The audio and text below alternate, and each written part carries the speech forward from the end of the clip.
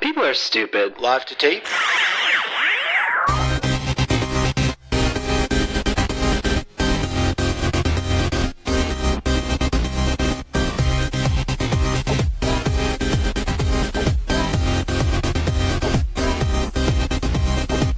Welcome to Millennial 439. I'm Andrew. I'm Laura. And I'm Pamela. How are you ladies doing this week? Doing pretty well. What about you? Yeah. It feels like we're really in the final countdown now with this midterm election. I'm starting to get excited. I vacillate between feeling excited and feeling burned out. You Vaseline between those two things? Is that what you said? Vacillate. Oh, I don't know what that word means, but I kind of know. worry more about the aftermath, honestly, because against my better judgment, I have so much hope. And then sometimes it's a big letdown, and that really sucks. Yeah. Well, we here at Millennial spend a lot of time talking about why you should get registered to vote, and also why we would love to have your support over at patreon.com/millennial. Well, with the midterm elections coming up, we want to put our money where our mouth is and sweeten the deal. If you sign up at the $5 level on our Patreon and email us with a photo or screenshot confirming your voter registration status, we'll give you your first month of access at our $5 pledge tier for free. That's a free month of bonus content like Hashing It Out, ad-free episodes, After Dark, The Landy Show, Palace Intrigue, and more. Voter registration isn't hard, but if you show us you're registered, you'll make us hard, and then we'll give you free shit. So what are you waiting for? Help us save the Republic and then head over to patreon.com/millennial to see instructions for how to get set up for your first free month of Millennial bonus content. That sounds like a win-win to me, Laura. Yeah. If I wasn't a patron, I would sign up. Registering to vote literally takes 5 minutes. I advertise this on all my social channels today that it'll probably take you less time to register to vote than it does for you to stand in line to wait for coffee in the morning. And very easy to check as well if you're registered. Vote.org, like we spoke about last week. All right, well, we've got lots to get to today. I have an update on a previous story. I told everybody about Fan Bingbang a few weeks ago, famous Chinese actress who went missing, just completely disappeared. And people suspected that the Chinese government took her. Well, turns out that was true. She had been missing since July 1st. She has been found and released from whatever hellscape China was keeping her in. She issued a full apology for her tax evasion, so that definitely was what was going on. And now must pay $113 million for her crimes. Can you imagine if the U.S. government kidnapped Donald Trump for tax evasion? That's a relevant question given that big report from the New York Times this week. Hashtag relevant. I think Donald's going to try to capture Taylor Swift after she dared to support Democratic candidates on Instagram. He'll interrupt her and just be like, I'm going to let you finish, Taylor. Pull a Kanye. You guys, we're not going to get into it this week, but Pam just told us before the show. We double-checked to make sure it was true. Donald Trump literally said that he likes Taylor Swift's music 25% less now after her Instagram endorsement for a couple Tennessee candidates. I'm just trying to figure out how he got to that number. I was like, oh, maybe it's like one, he doesn't like the last album because this is where she went rogue, but she's released like 5, so... Yeah. What does that even mean if you like an artist 25% less? Do you listen to her less? Like, we know it's bullshit. He's never heard any of her songs. Anyway. I mean, I don't know. Yeah, I mean, I guess it's that she's not going after his favorites. Mm-hmm. You know, right now, Lindsey Graham really wants Donald Trump to be his new daddy, so as long as she's not going after Lindsey. Job. Speaking of movies, Pam, you've been trying out something new. Yeah, so I know that a lot of people were big fans of MoviePass, but that's kind of gone down the drain real quick. MoviePass never really worked out for me, but right around this time of the year, I start thinking about how much money I'm going to inevitably spend at the movies to keep up to date with all the award show nominees so that I can do a good job my job. And so I'm trying out Cinemia, which is another movie subscription pass situation. And they have a lot of different tiers, which is really, really nice because you can pay for like 1 movie ticket a month or 3 movie tickets per month. Or if you're super extra like me, you can pay $30 a month for a movie a day. Oh my God. I'm really only going to keep that one? plan until I'm caught up on everything. And there's a lot coming out that I want to see. So that is like, that works for me. But I totally know that that's ridiculous. So yeah, it's working out really well so far. I saw Venom and A Star is Born and A Simple Favor this past week. So it's almost paid for itself. Look at you. You're so busy. I know. And I got The Hate U Give coming down the pipeline. And First Man's coming out this week. There's a lot. There's a lot to see. There's a lot to comment on. I don't care about First Man. I'm like, wow, another space movie. Guy goes to space. Who cares? I get sucked into these space movies, though, because like they're so visually appealing. And I really appreciate the sound mixing if it's done really well, and Ryan Gosling is really easy on the eyes. So, Cinemia isn't as easy to use as MoviePass, though, is it? It's not. No. Right before I signed up, Andrew knows this. I was talking to one of our Hypeable movie reviewers, Aaron, and he was kind of breaking down everything for me, and it was a lot. They basically you can pay for like a virtual credit card, which is more. That's how they get you. Like if you want instant gratification, be ready to shell out another $10 for, that virtual card instead of waiting a few weeks for your physical card to get in. So then you basically have to use like Fandango to figure out the time and the showing that you want to go to. And then you go back to their app and you tell them the time and the showing. And then a virtual card pops up with all of like a normal credit card information. And then you have to take that and go back to Fandango and buy your ticket. And sometimes if it's like more than a certain amount, I think it's like if it's more than $10, they'll make you pay for the servicing fee, which is not that bad. It's like $1 more. That hasn't happened to me because I'm just in an area where I've been going to a lot of matinees. So nothing has come like out to more than $10. Anyway, after that, you go to the movie and then you have to go back to their app to check in. And it sounds so ridiculous and so unnecessary. And it kind of is, but once you get the hang of it, it's super easy. And you can also buy movie tickets in advance, which is really nice because y'all know I'm going to buy my Fantastic Beasts tickets early. So that's really helpful. Cool. Anyway, check it out if you're looking to save some money.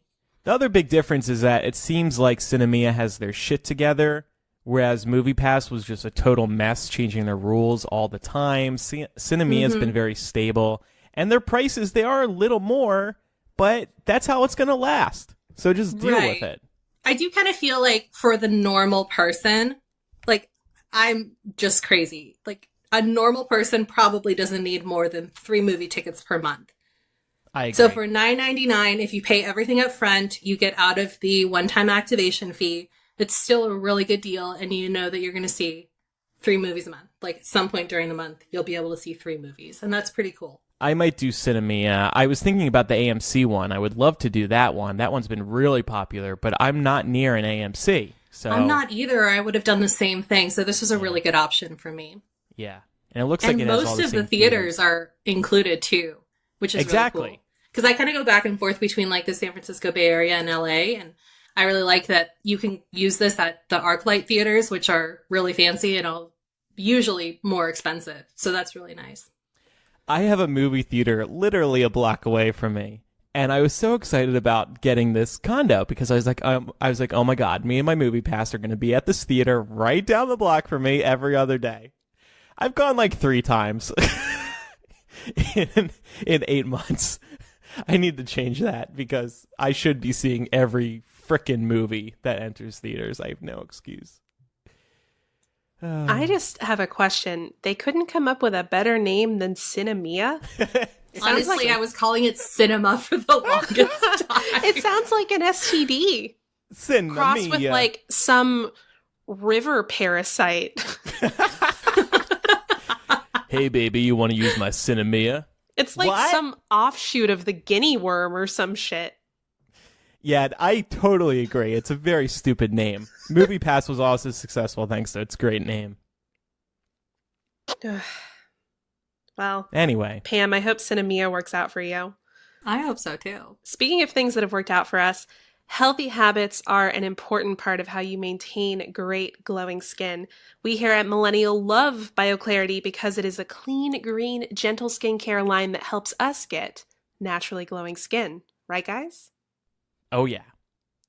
The clear skin routine for combination oily or breakout prone skin is comprised of 3 easy steps. Just cleanse, treat, and restore. BioClarity contains nourishing plant extracts like chamomile, green tea, cucumber, licorice root, oat kernel, plus Floralux. My favorite step of this routine is the treat step.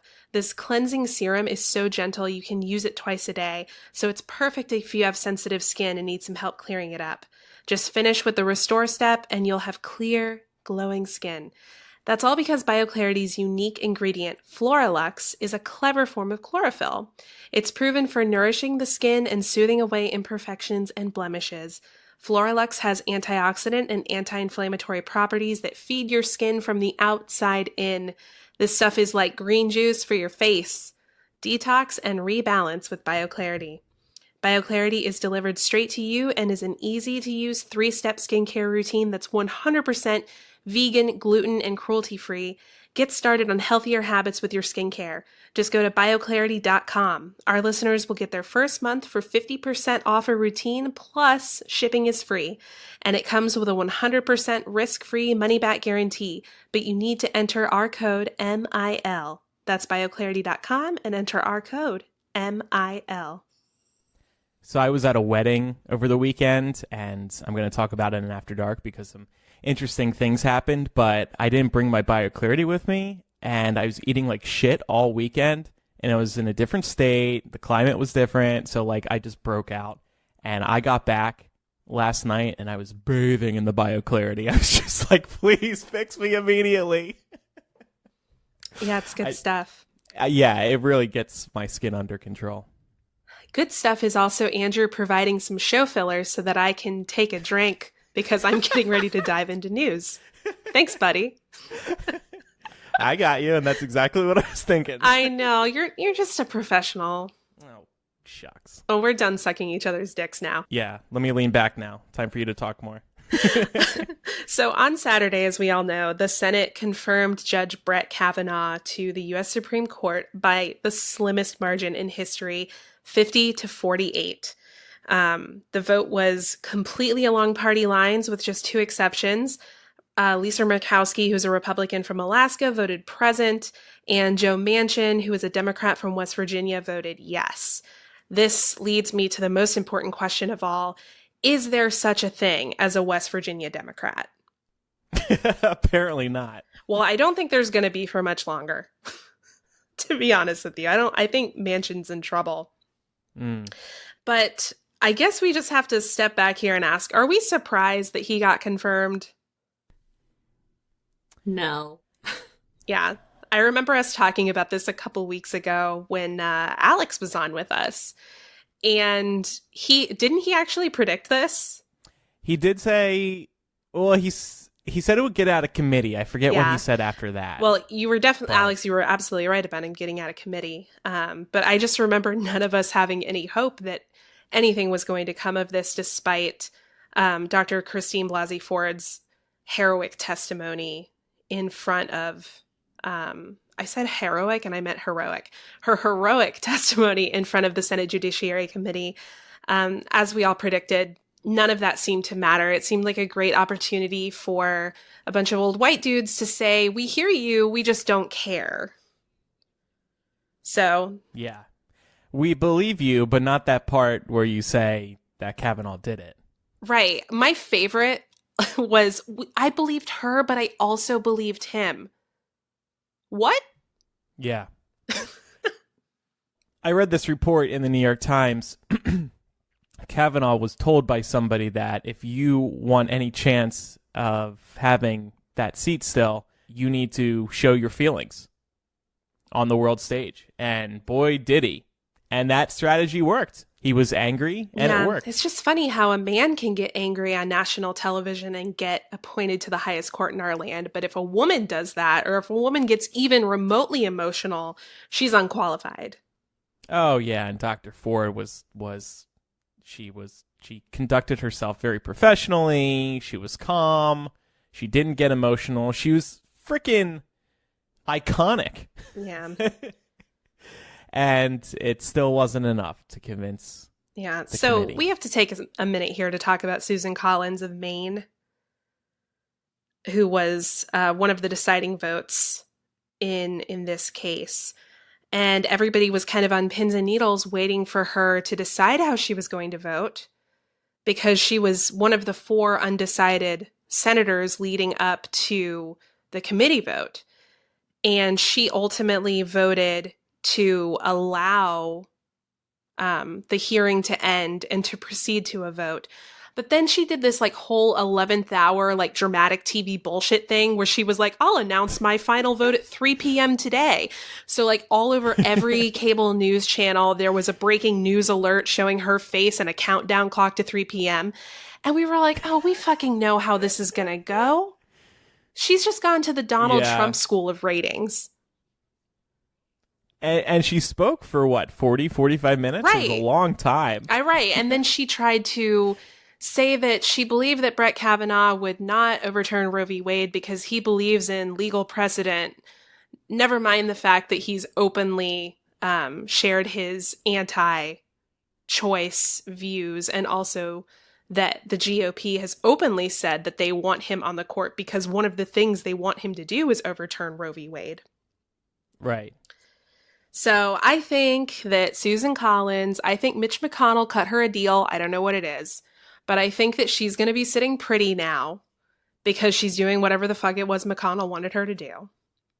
Mm-hmm. I also think she's not running for re-election in the Senate in 2020. So I also think that's why she doesn't care. Wait. You think she has decided privately that she won't run? Well, I don't think it's necessarily just privately, because there are outlets that have reported on this. Speculation is that she's going to try and go for governor of Maine. Oh, okay.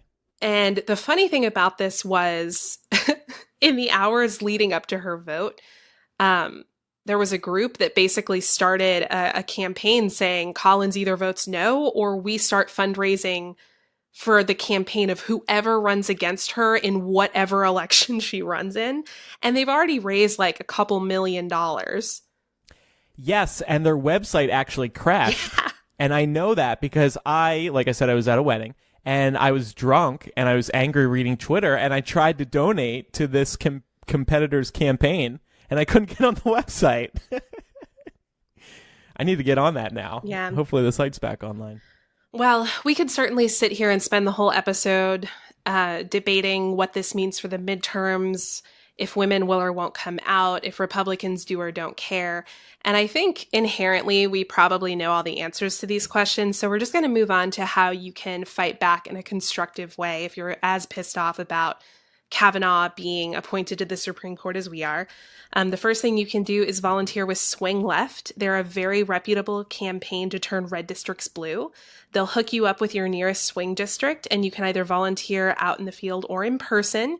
You can also work from home, and you get to set your own hours. You can also donate to the Democratic Legislative Campaign Committee. They work to get Democrats elected in both our federal and nationwide state legislatures. The state legislatures are particularly important because those are often overlooked. But we have a census coming up. And after the census, it's state legislatures who get to draw congressional district lines. So we definitely want Democrats to be drawing the lines more than these shitty-ass Republicans. You can also write letters to the editor of your local newspaper, and please share your letters on social media. This is because a huge part of the Me Too movement success is cultural and not political. We need to put pressure on ourselves, our families, and our communities to hear us and to be involved, to see our perspective. So getting a letter about Kavanaugh and Me Too published in local media and then sharing that on social media does wonders for helping others feel comfortable speaking out. So help your community make this cultural shift by participating. Finally, you can donate to swing state campaigns, most especially these three Democrats who need your help the most, Joe Donnelly of Indiana, Heidi Heitkamp of North Dakota, who is particularly in trouble right now and really needs your money, and also Beto O'Rourke of Texas, who is trying to unseat our favorite person, Ted Cruz. And they're pretty much in a dead heat right now. God. Laura, as you've been speaking, I clicked this Beto is how you pronounce his name? Mm-hmm. Link, and I'm donating to his campaign because the thought of Ted Cruz losing is just priceless to me. So I'm especially since everyone, like even Republicans hate him. He's such a piece of shit. Oh man, yeah, and just Beto's cool. I've seen him speak a couple times online. He seems like a great guy, and my God, the fact that there's a chance that Ted Cruz can lose is just such a beautiful thought. So I'm hitting donate right now, and there goes $25 to my man Beto. I bet on Beto. Maybe you should be his campaign slogan creator. Yeah, awesome bottom for him. He's kind of attractive. Was my mic on when I said that? I'm sorry. Editing that out. Anyway, that was very interesting, Laura. Thank you for sharing. I'm feeling inspired.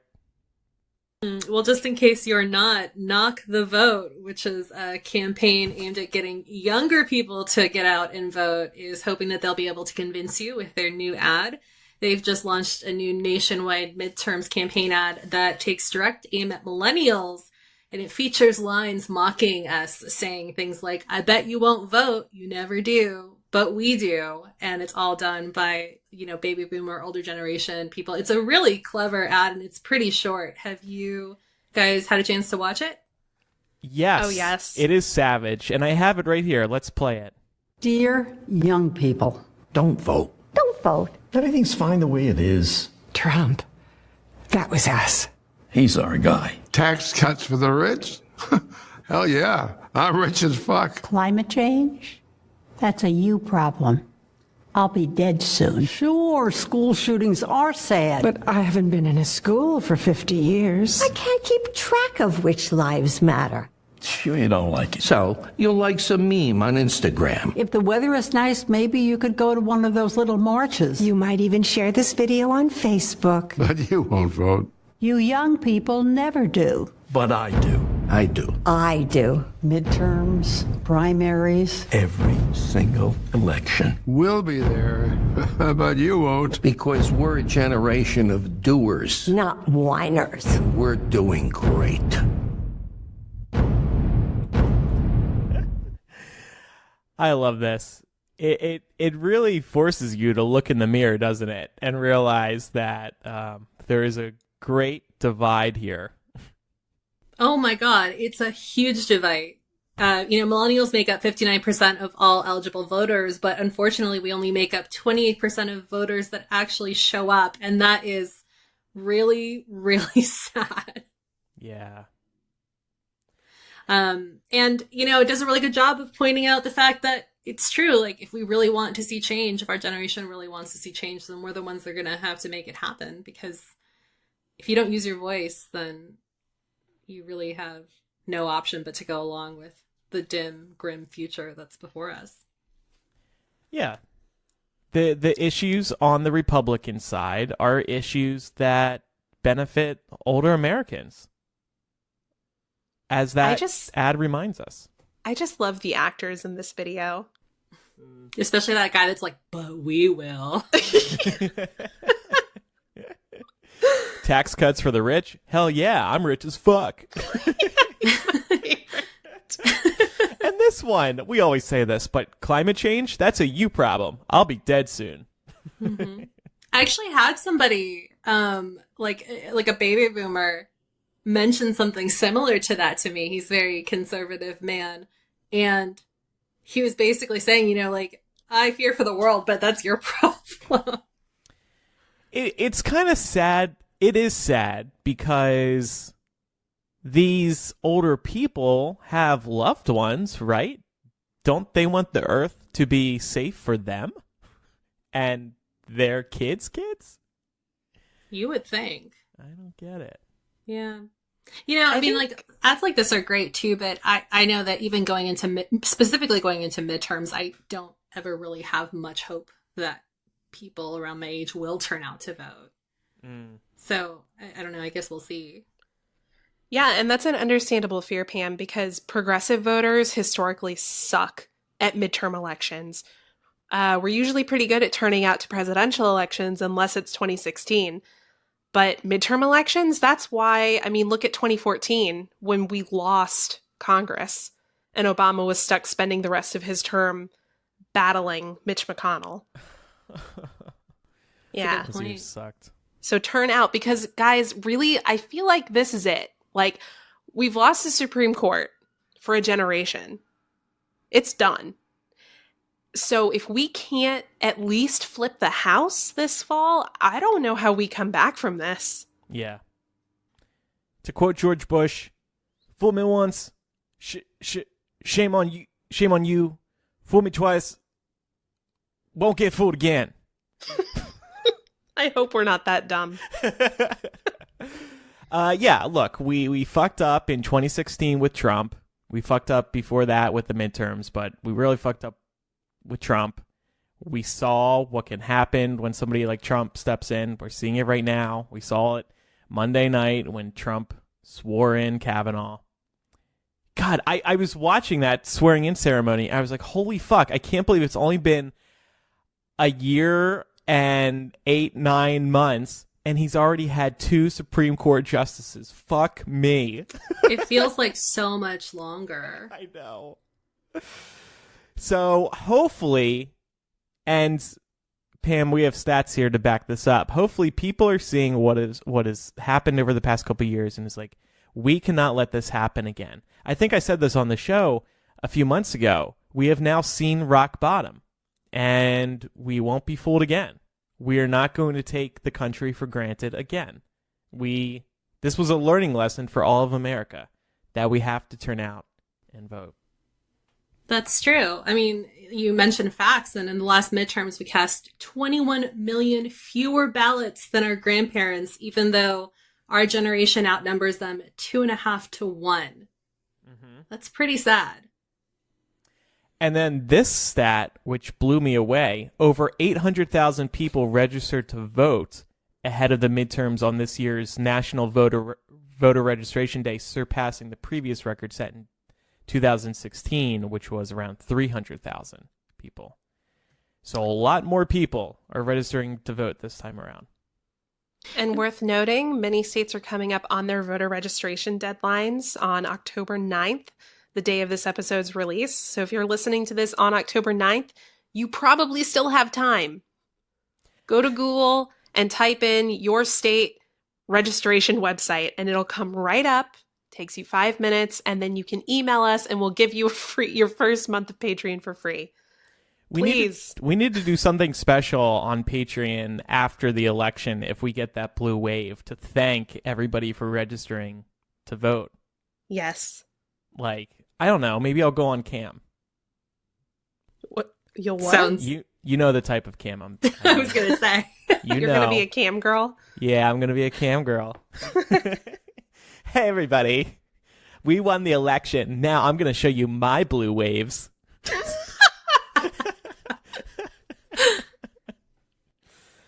Our second sponsor this week is TiVo. We told you about them last week. You might have been surprised to hear that they were still around. And yes, TiVo recognizes this too. And that's why they're making a big promotional push right now. That's why they're sponsoring this show. Do you remember how TiVo was the TV box back in the day to take care of everything? They're doing that again. Yeah, turned into a verb. Yeah, it was cool as hell. Hey, you gonna TiVo that? They've created a new box now that fits perfectly into our digital worlds. Whether you're a cable or antenna user, TiVo has a new box that's perfect for you. The new box is called the TiVo Bolt. This is an all-in-one smart TV box that gives you access to live TV, a DVR, and all your favorite apps. This brings everything together into one place to simplify your setup. And it also throws in some extra features. TiVo Bolt puts everything in a single remote, in a single set-top box, and that's what I love about it. I got one of these recently, and I took it for a spin. It's so nice having everything in one place. Even live TV. And it's 4K, baby. I love that. I am a nerd. I love that 4K HD picture. The other guys don't offer such a perfect all-in-one package. And I love how TiVo thought about those of us who are using antennas as well. You might not know this, but you can go on Amazon and buy a digital TV antenna for like $30. The antenna gives you your local channels in HD, meaning NBC, Fox, CBS, CW, and you get this for the rest of your life just by paying $30 one time. That's the beauty of a digital antenna. TiVo realized that a lot of people are doing this now, so they made a box especially for antenna users. That's so smart. As always, TiVo's most popular feature is still here. You can skip over entire commercial breaks with a tap of a button or voice command. The TiVo Bolt even has a feature that lets you watch TV 30% faster with pitch-corrected sound. I think this is so cool, and again, shows that TiVo understands how people are watching TV these days. People are watching a lot of TV. So how can you fit it all in? Speeding it up. And like I said, pitch-corrected audio, so it's not weird. So if you're ready for a better way to watch, TiVo has put together a deal just for our listeners. 20% off any TiVo Bolt over-the-air or TiVo Bolt box. Just head to TiVo.com/MILL20 and remember promo code MILL20. That's TiVo.com/MILL20 with promo code MILL20 for 20% off your TiVo. And you will be using it as a verb again. I'm going to TiVo that, baby. Speaking of learning to adapt, we have a story out of Cornell University. Neuroscientists there have successfully hooked up a 3-way brain connection to allow 3 people to share their thoughts and play Tetris. Because that sounds like something I want to do. You want to connect with 2 others? You want to fit perfectly in with 2 others? Right. I really think we need a hive mind set up so that we can play Tetris effectively. So they call the system BrainNet, and it works through using EEGs to record electrical impulses that indicate brain activity, and then transmitting those signals via transcranial magnetic stimulation. This stimulates neurons using magnetic fields to the other players hooked up to the system. The researchers say that BrainNet could eventually be used to connect many different minds together, even across the web. Is this amazing or terrifying? I'm not sure. It's a little terrifying now, but this seems like a very amazing way to be able to communicate with other people. I could see, I hate to say Facebook, but I can see Facebook using this type of technology, or Apple or Google, because they all want to help us connect more efficiently, and this could be a great way to do that, even though it is pretty terrifying. I'm thinking of Harry Potter, when you can read each other's minds. I feel like this would also help get rid of language barriers. And in an academic study or academic situations or any kind of situation where you're trying to brainstorm with somebody that maybe doesn't speak the same language as you, being able to transmit thoughts would probably help a lot. But it is terrifying. Yeah, it's like an upgraded version of a Babelfish. Or this could be used to play video games online, maybe voice chat. I guess I'm just wondering, like, to what extent is it going to pick up, like, I guess, intermittent thoughts or side thoughts that you might have? Like, how often are you going about your day? And, like, let's say you're playing Tetris. Tetris is kind of a mindless game, right? You don't have to focus on it too hard. So I've definitely played that and thought about many other things. So if I've got my head hooked up to Andrew, for instance, and I'm doing this and I start thinking about, like, butt sex, are you going to know that? Yeah, because I presume giggling. So. Yeah, that is an important question. Like, how do you control what goes through to the other person? Because all of us have a million different thoughts at any given time. Right. I wonder about the privacy aspect of this, of course. Yeah. Like, well, and then, like, what if you get in there and you're, like, actively thinking, like, don't think about butt sex. Don't think about butt sex. And then the person knows you're thinking about butt sex. Right. Or don't think about that time you murdered somebody. Don't think about that time you murdered somebody. Well, that's your thought, Andrew. Laura's like, Andrew, are you thinking about that time you am I reading this right? Murdered somebody? No. Just thinking about a Netflix show I watched last night.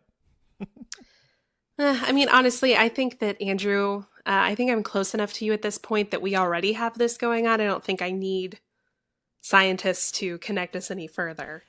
Yeah, honest to God, you can trust Laura with a secret. So if I had murdered somebody, I would have told you about it by now and asked for advice.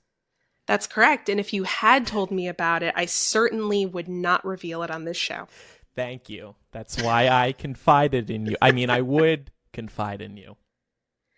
Do we ever think that we could see this becoming like a mainstream thing? I know, Andrew, you mentioned Facebook. I don't think we need it. No, but that's what we say about a lot of technology in its early days, don't we? That's true. And then we just become complicit and we're into it. Yeah. Yeah, I just, like I said, I think technology companies are looking for unique ways to help us communicate.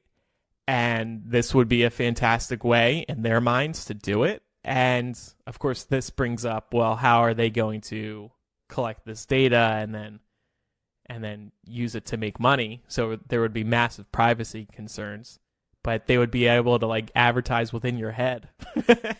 Yeah, or like what if somebody hacks your brain? Yeah. Okay. Yeah, So, I mean, think about like all the Facebook data breaches where they're like, oh yeah, we didn't tell you that by providing your phone number for two-factor authentication that our partners were going to get your phone number, but oops.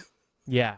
You know, we didn't tell you that by thinking about, I don't know, power washing, that you were all of a sudden going to start seeing ads for power washers in your day-to-day life. Well, that's what I mean. They would be able to get so much damn information about us that they would have tons to advertise, and they could study how much time we're thinking about these things, about these power washers, and then throwing loads of power washer ads in our face because we're thinking about power washers 10 hours a day. What's something that both of you thought about a lot today that Facebook Christ. or another social media company could use to, like, quote, hack your brain if they had access? Like to advertise within my brain? Yeah. I thought about wireless headphones a lot today, but that's kind of boring. Well, Pam, check out the new Yeti Wireless. You can get yourself some Apple AirPods. Actually, I almost bought those today. Oh, you should. They're so good. I love them. Are they? I'm worried that they're going to fly out of my ears. They really don't. If you do you wear normal iPhone headphones? Mm-hmm. Okay, so if those fit for you, if they're comfortable for you, if they stay in your ears, the AirPods will 100%. All right. Who needs Facebook ads when I have fanboy Andrew? Or like, oh, here's a shitty one. Like, what if you're really unhappy in your job and you're thinking about trying to switch careers, and then all of a sudden you start getting like all these ads from like LinkedIn and Glassdoor and shit like that, like offering you positions. And then let's say you're connected via this weird hive mind thing to your boss, and now your boss can see all that shit. Yeah. Major privacy. That's absolutely terrifying. I mean, if we're going to branch into the paranoid yeah. region, we have to with that. So. I'm just thinking about like virtual reality is so big right now. I freaking hate it. But Facebook and these other companies are trying to make virtual reality happen. And getting into our brains seems like a natural next step. So yeah, I kind of hate this for the idea that it could be used to replace meaningful interaction. And I know this is something that people say about social media already, but I feel like this would take it a step farther. Like, think about if you came home from work and you didn't actually have to have a conversation with your significant other about how their day went or what happened or if they had an issue or if they're feeling bad. You could literally just plug into their brain and download all of their experiences from that day and not have to go through the experience of talking about it and ingesting the information. Yep. And responding. Yeah. That's either going to bring you closer together or it's just going to be a recipe for destruction, because it's okay to have thoughts that are your own. Yeah. That kind of Yeah, sounds... everybody should be able to have some secrets. Yeah. But you should still submit them to the Millennial Confessional. Yeah, because you can do that anonymously. And then we'll read it out to tens of thousands of people without sharing your name.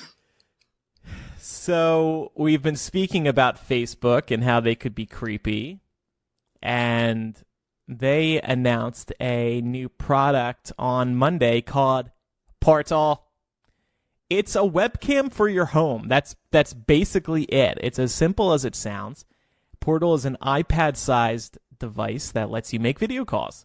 It's meant to sit somewhere like a kitchen counter or a nightstand or a dresser. And while you're in a call, it'll rotate to follow you around the room. The idea being you can easily talk with loved ones while continuing to live your life in the home. So like you could be cooking and moving around the kitchen and the camera will still follow you as you're video chatting with grandma. It also has Amazon's Alexa built in. So if you like Echo's features, you can use them in this device.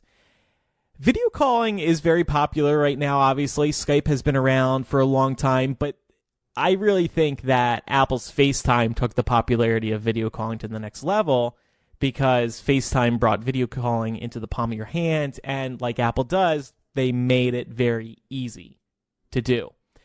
But the problem is this is Facebook. Facebook wants you to put a video cam in your home that's essentially on all the time. And you know, this data is running through Facebook servers. Last week, we spoke about a major privacy breach over at Facebook. We remember the big Cambridge Analytica story earlier this year. Facebook has had privacy issues, and now they want to put a camera in our home? I'm sorry, but this one is wildly uninteresting to me. And this is coming from somebody who actually loves the Amazon Echo Show. This is a video screen with a camera on it, and I have it on my kitchen counter, and it's listening to me all day, and the camera's sitting there. I don't fucking know if it's on or not. It says it's not, but who the hell knows if somebody can hack into it and watch me make coffee in the morning. But I really do like it. However, I do not trust Facebook with this same concept. What do you two think about this? Yeah, absolutely not. I already don't like the idea of Echo, the Amazon Echo. We've talked about this on the show before. I don't like the idea of something that's constantly listening to me. So having something watch me all the time, fuck no. Absolutely not. Do you two do much video calling? Yeah. Yeah, I Skype with my grandparents, and sometimes I'll FaceTime with Mark. Mm-hmm. I FaceTime with my grandparents too, although I feel like it's a little pointless because they never know where to aim the camera at their faces. Oh so usually God. all I see is like their foreheads. Yes, or the ceiling. Yeah. Yeah. I can't see your face. Have the same issue. That's funny. I don't get it though. It's like it's tilted up so high, and I don't know. There is that little mirror, so they should be able to notice that they're not in the frame. Yeah, like Grandma, if you can't see yourself, I also can't see you. I don't do much video calling. It's funny. I enjoy podcasting. I enjoy talking to coworkers or people I'm helping out, but I hate just casually talking on the phone. And same thing when it comes to video. So this doesn't interest me.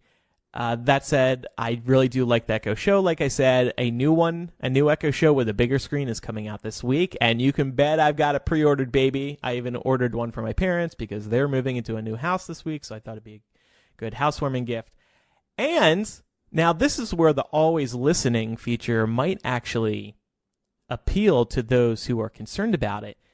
This, I believe it's later this year, Amazon is adding a new feature where you can tell the Echo that you are leaving the home, and Echo will turn into an alarm system. So since it's always listening, it'll alert you via the Alexa app when it hears noise in your home while you're away. And I think that's such a clever use of this technology. It's sitting in our house anyway. It's listening anyway. Why the hell not? Should it not do this? So I'm excited, and I'm going to use that. Is that an extra fee? Because if it's not, it's a great way to save money. Those alarm systems are really expensive. It's not extra money. That's really nice. Yeah, exactly. And you're so right. You got to pay monthly for a lot of these alarm systems. So I'll definitely be using that. It is interesting that Facebook's trying to get into this space. I feel like there's no room for them right now, especially with all the privacy issues. But I don't know. I also just don't really see this being very successful. People like FaceTime, and Amazon's been trying to make the video conferencing over the Alexa happen for a good year now. So I don't know if Facebook can really catch up. Oh, and by the way, this damn camera is $200. No, thank you.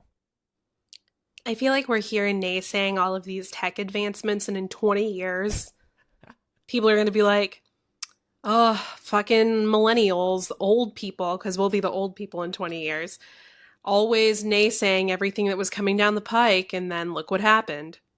We'll be the ones video calling and with bad camera angles. Right. All right, we have 2 AP choices this week from Patreon, but first, a word from another one of our sponsors, Skillshare. Skillshare is an online learning platform with over 20,000 classes in business, design, technology, and more, taught by friendly experts who have real-world experience in the fields you're interested in pursuing.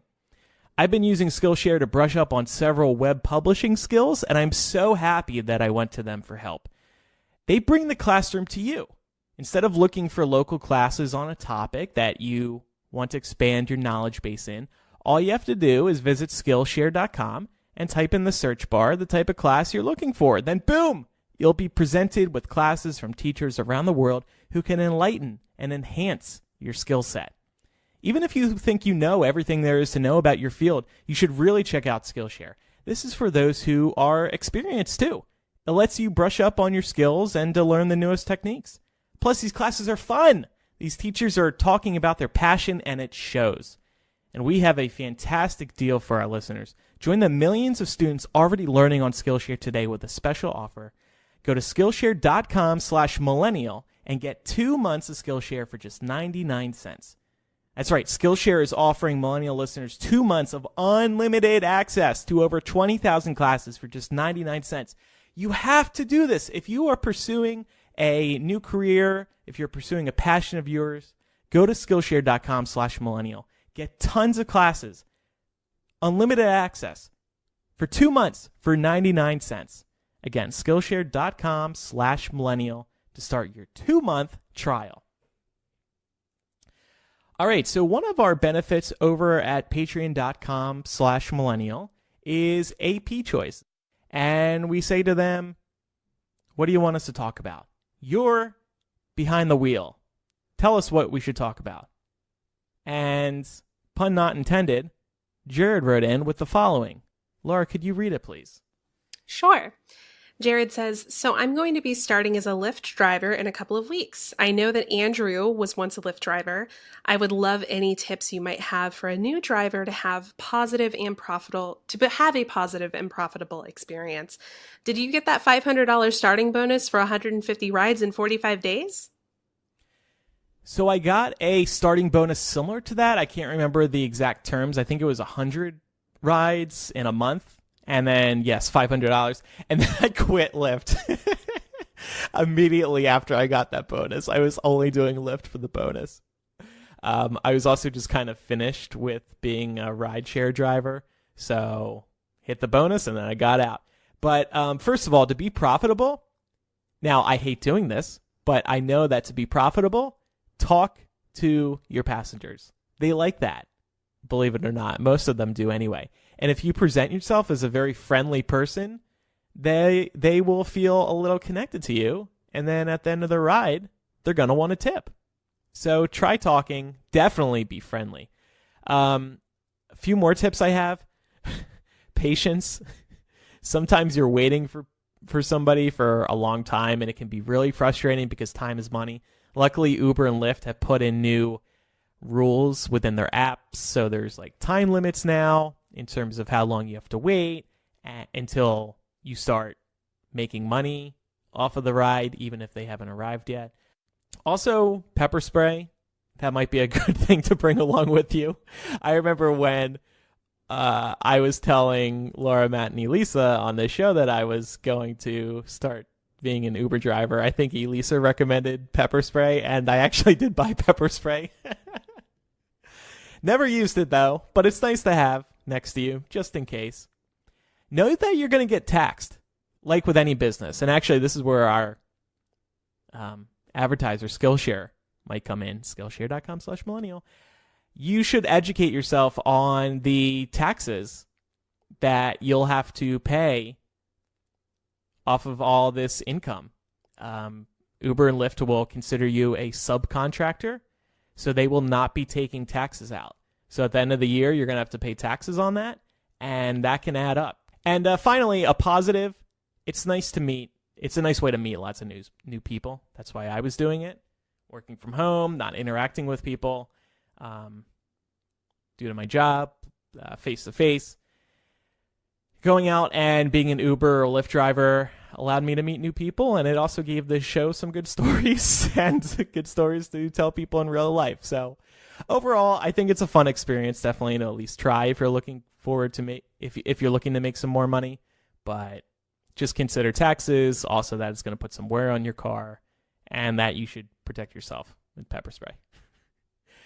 Ladies, you two take Uber, Lyft cars all the time, I'm sure. What advice do you have for a new driver if you were going to give somebody some, based on your own experiences as a passenger? The first thing that I would say is get a video camera for your car. I've been in a couple of ride-sharing services where the drivers actually did have a camera that recorded everything, and then they could had some kind of feed where it was transferring the information wirelessly, mainly to protect the driver and their passengers, because you're picking up random people and you never know what state those people are going to be in. I know one of my drivers told me that it came in really handy when he was doing an Uber pool where you picked up a couple of different people so they could split the fare. And these two guys ended up getting into a fight in his back seat. And so he at least had the evidence of that, so that, if anybody ever came knocking at his door about it, he could just show them that and be like, well, that's what happened. I didn't have anything to do with it. So definitely something like that to protect yourself, protect your passengers. Also, I would just say knowing how to strike that balance between friendly but polite, which Jared, I know, isn't going to have any issues with this. Jared's been a long-time listener, and we've communicated with him quite a bit. But sometimes you're going to have passengers who are not going to be super interested in conversing a whole ton, but being just the slightest bit friendly can help put people at ease. I feel like when you get into a car like this, if the person says nothing, it's kind of weird. But then if they talk your ear off, it's also kind of uncomfortable. Yeah. I'm one of those people who doesn't like being spoken to when I'm a passenger. But I also know that if the passenger feels at ease and connects to you a little bit, then they might want to tip you. So also, I know that we vouch for Jared here, but just in general, I would say you're better off not complimenting women in terms of how they look, because I have been on the other side of that and it makes me really uncomfortable. Yeah, it's just kind of weird for somebody to keep going on about how much they love your perfume, or that's a really nice dress. It's just the way that it comes off can be a little nerve-wracking. It really sucks. Yeah, it's just you can be nice without having to resort to being you look nice today, What do you two do rating-wise when that happens? I usually, if it starts going too far, most of the time when that happens, it usually stops when the guy says something along the lines of oh, I really like that, outfit you have on. And like, I'll be like, all right, thanks. And they get the hint that I'm not interested.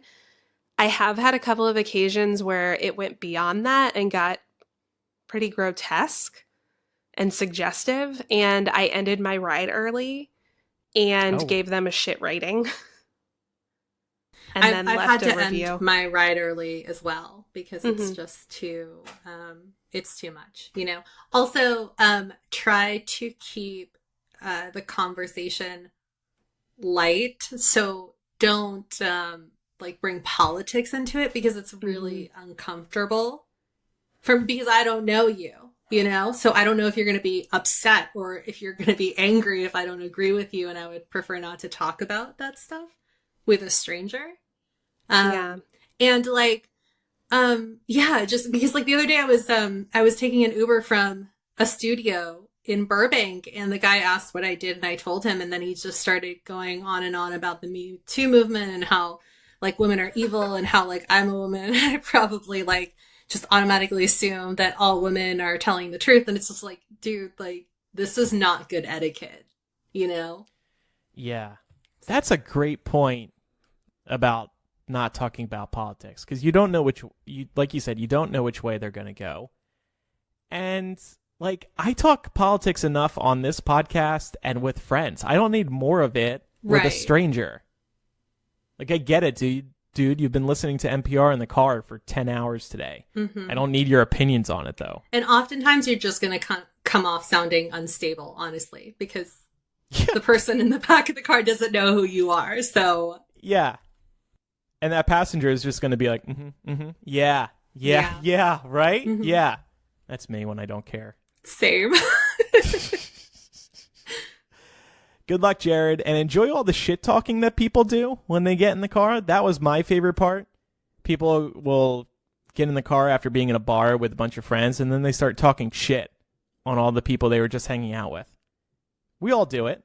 Yeah, we do. It's so much fun to listen to, though. I know. Ooh. It's even more fun when you get on your podcast to talk shit about people.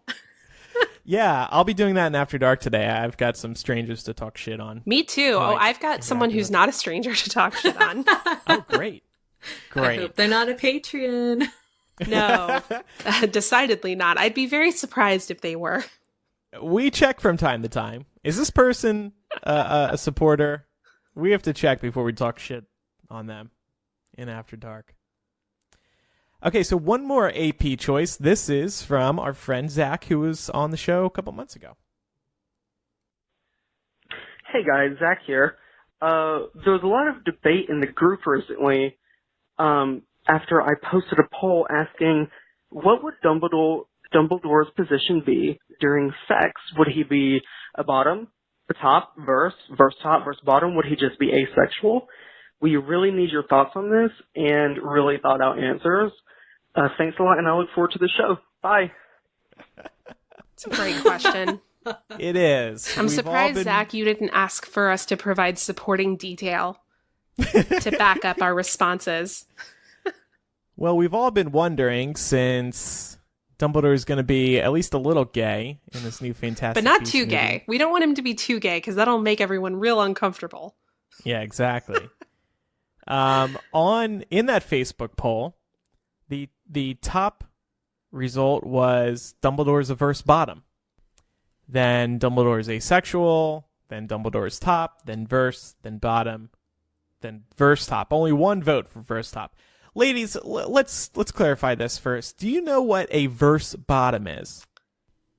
I assume that it's somebody who is typically a bottom, but is versatile and can switch it up as need be. That would be my guess, too. Well, ladies, you are absolutely right. They are a bottom, but they will be verse if they have to. It's just fantastic. Yeah. I mean, that sounds about right for Dumbledore. I think so, too. But he's such a powerful figure. He's a leader. People need to be vulnerable sometimes. Yeah. So he should be a verse top, not a verse bottom. Yeah, but do we think that Dumbledore, like, if we're this, like, do you think Grindelwald would be a bottom?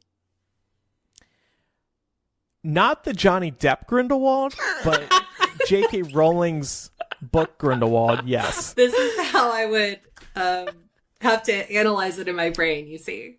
Because that's, like, as far as we know, that's the only romantic partner Dumbledore has had. Right. So I just have a question here, clarifying question. In this particular scenario, are we equating power with being a top? That's a really good question because, like, you should clarify this. Lauren, I don't know. Yeah, I have no idea. What is the most powerful position? I don't want to paint a broad brush on the situation, but yeah, I think usually you associate a powerful person with the top sexual position, homosexual position. But Dumbledore is really good at playing his cards right. Like, he doesn't always present himself as being in control. So he'll bottom to, like, surprise people? I mean, case in point, when he let Snape kill him. He was bottoming for Snape there. He was letting Snape do what needed to be done. Andrew, I'm letting you say it. I've got no problem saying that. No, I really just, a lot of people often think that I'm a top because I'm like this leader, I'm the boss of a site, I'm always walking in the front of like a group, like I must be at the top. And the truth is, I'll leave it up to your imagination. Well, I'm verse. My boyfriend will be really happy. Really happy what? That you said you're verse. Yeah. So it means you can be a bottom. Yeah. Okay. You saying I have to bottom for Mark? I'm not saying you have to do anything. I'm just saying that this is information that will please him. Would Mark top Dumbledore? I'd have to ask him. Okay. I don't know if he's in, how do I say this without sounding ageist? I'm not sure he's into that kind of maturity. I just cannot see, I'm imagining Dumbledore on all fours, like doggy style. I just can't see that. Come on. I think it's much better if you imagine Jude Law's Dumbledore. Yeah, that's true. Yeah, I guess that's a little better. I'm picturing like Richard Harris Dumbledore with like the long beard. Oh, no. Beard like running along the bed as he's doggy. Oh, this is getting uncomfortable. I feel like we've ruined Harry Potter for everyone listening. Zach, I hope we answered your question. I see my boyfriend voted verse bottom, as did Zach. So. Well, I mean, I trust both Pat and Zach, so they're probably right. Sure. Well, speaking of Harry Potter, time for a word from another one of this week's sponsors, Harry's.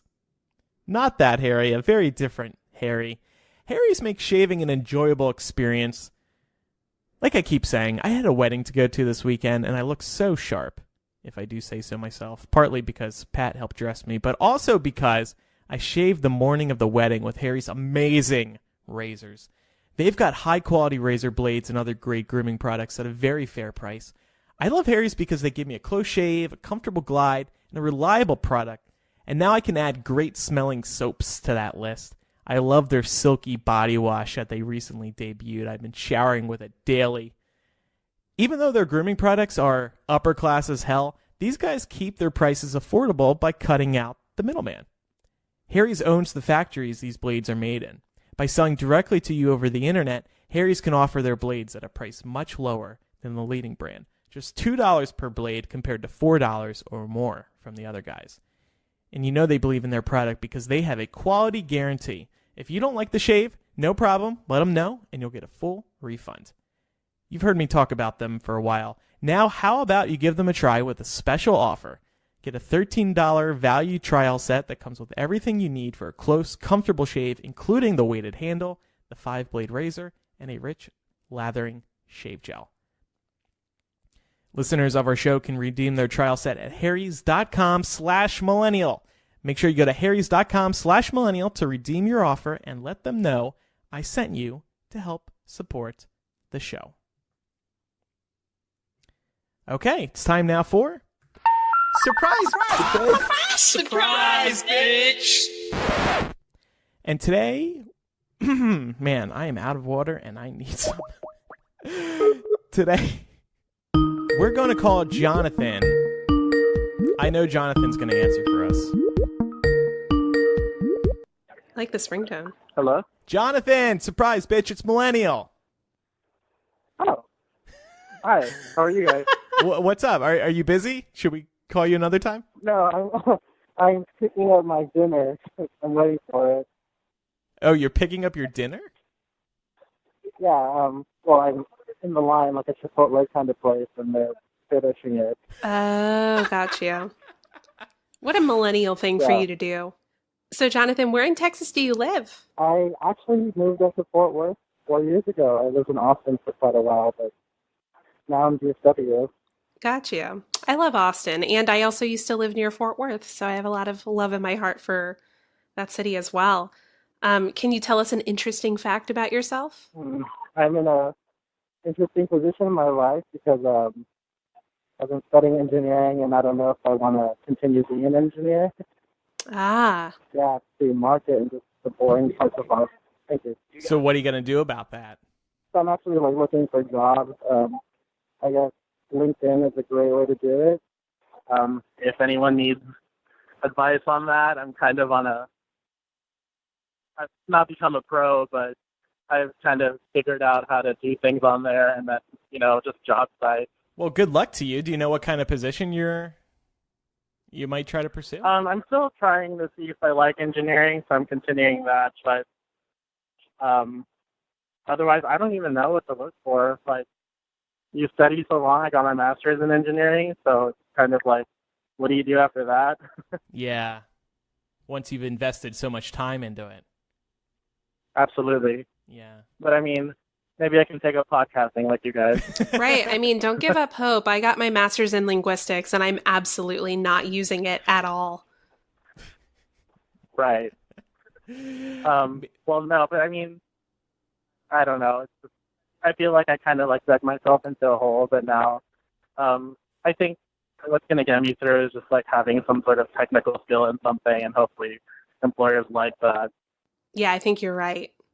I wanted to get your opinion on something. Today on the show, we talked about how neuroscientists at Cornell have successfully hooked up a 3-way brain connection, which allowed 3 people to share their thoughts. In this case, in their testing, they played Tetris together, but this could possibly open up the possibility for people to share their thoughts. Do you think this is creepy? Do you think it's a good idea, bad idea? Would you do it? Well, it's creepy, definitely, but I think it's a great idea. I mean, why not?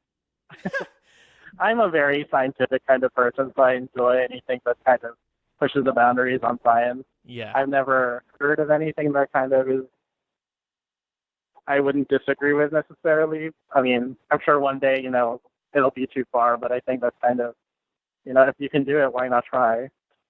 What if they came to you and they were like, okay, you're going to get to test this out, but you have to be hooked up to your parents' brains so they can know every thought that crosses your mind. For the sake of science, would you do it? I mean, you'll just have to, learn occlumency, right? Oh, right, that's what I said. Good answer. Man. Can I say one more thing? Of course. And I'm sure you already talked about this, but make sure everyone go register to vote.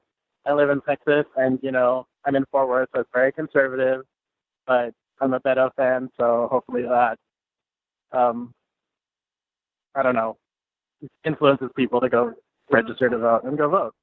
Yeah, well, now, since you're on the ground there in Texas, what is your sense? Do you think Beto actually has a good shot of winning this thing? I think so. I mean, I follow different types of people online as far as Facebook, and there are some really conservative people I know who are voting, or who say they're voting for him. And so it's been an interesting to see like the dichotomy. And then like 2 weeks ago, I was driving down through like rural central Texas, and then there were signs like better percentage. But I also know really staunch people who are like, no, he's a terrible person. He's a socialist, blah, blah, blah. So, I mean, you get both things. But it's interesting to see that there's more support for him than I thought there was or would be. Very Yeah, that's interesting. awesome. This was Destiny. Yeah, and I mean, he's all over the media, and that's insane. This was actually Destiny, Jonathan, because earlier in the episode, I actually donated to Beto's campaign because we were talking about the midterms. Oh, that's great. Yeah. So this call was meant to be. All right. Thanks again, Jonathan. Have a good night. Thank you. You guys too. All right. Bye.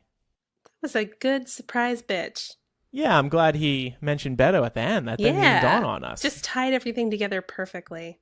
Patreon.com/millennial is where you can sign up for the surprise bitch benefit and also lots of other benefits.